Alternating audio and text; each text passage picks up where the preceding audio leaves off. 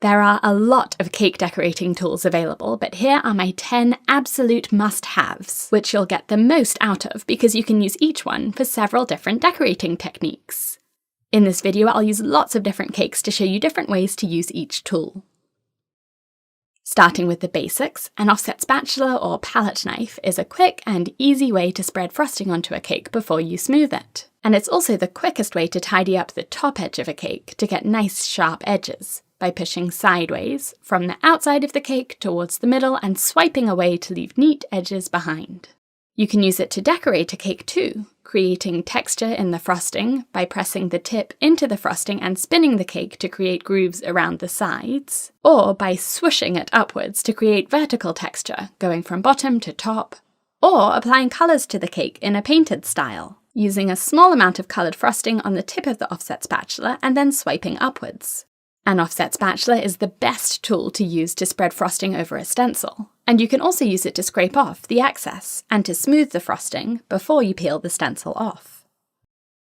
If you're a fan of drip cakes, an offset spatula can be used to create a spiral in the drip on the top of the cake to add some interest up there.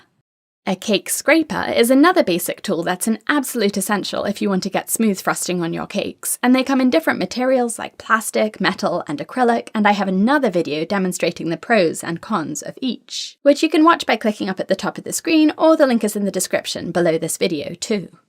As you've seen with the cake so far, having a turntable is another must-have tool for smoothing the frosting on a cake, and it also makes almost all decorating techniques much quicker. You can buy plastic turntables, but I really encourage you to choose a metal one because the spin is much smoother, which means the frosting on your cake will also be much smoother. Piping bags allow you to apply frosting quickly to a cake, whether that's by piping the filling onto each cake layer, or piping frosting around the sides of the cake before you smooth it.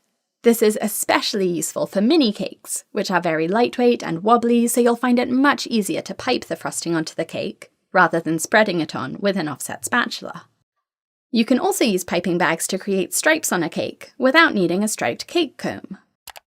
Adding piping tips to piping bags will give you a whole new range of possibilities for cake decorating. A 1M tip pipes beautiful swirls onto the top of a cake, and you can also buy star-shaped tips where the prongs are shorter and much more open, with a larger hole in the middle of the tip, and these are called open star tips. These work really well for wave or shell borders around the top and bottom of cakes, and also for adding texture on smooth frosting. You can see that open star tips can be large, like a 4B, or very small, like an 8B or a number 199, and the smaller ones are perfect for mini cakes, like the rope border on this cake. A petal tip, like a number 125, pipes ruffles of frosting, which you can layer around a cake, and with the same tip, you can loop ribbons of frosting, like this. And I'll show you how to use a petal tip with another must-have tool in a moment for another beautiful cake decoration. Small round tips can be used to pipe letters if you want to write something on a cake, or to pipe tiny dots to create shapes, called pointillism, which is an easy way to create shapes and patterns and designs on a cake without needing to buy a specific stencil or mould for each cake.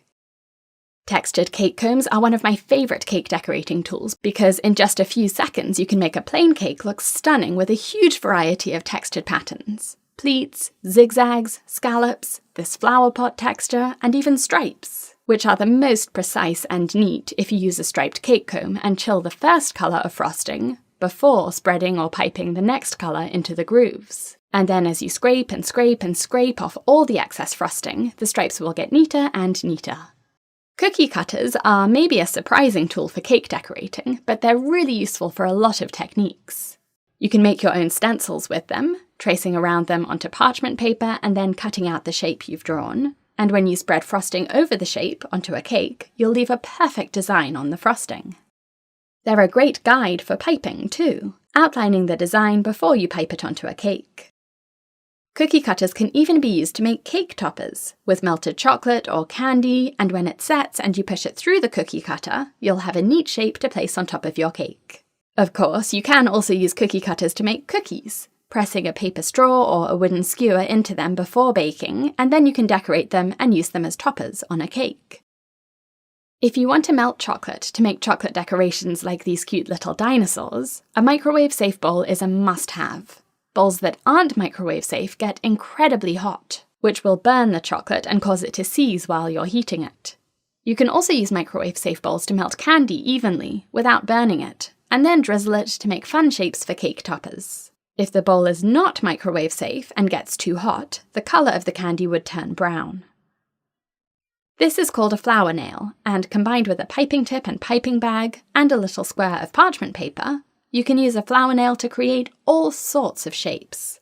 With a petal tip, you can pipe, obviously, petals to make flowers to attach onto a cake. You can use the same tip to pipe these pinwheels, spinning the nail between your thumb and finger and holding the wide end of the tip pressed down towards the middle of the nail. To attach them to a cake, freeze them for a few minutes to set the buttercream, and then use a dot of fresh buttercream as glue to stick them onto the side of a cake. A flower nail isn't just for flowers, though. Use a round tip to pipe a pumpkin, for example.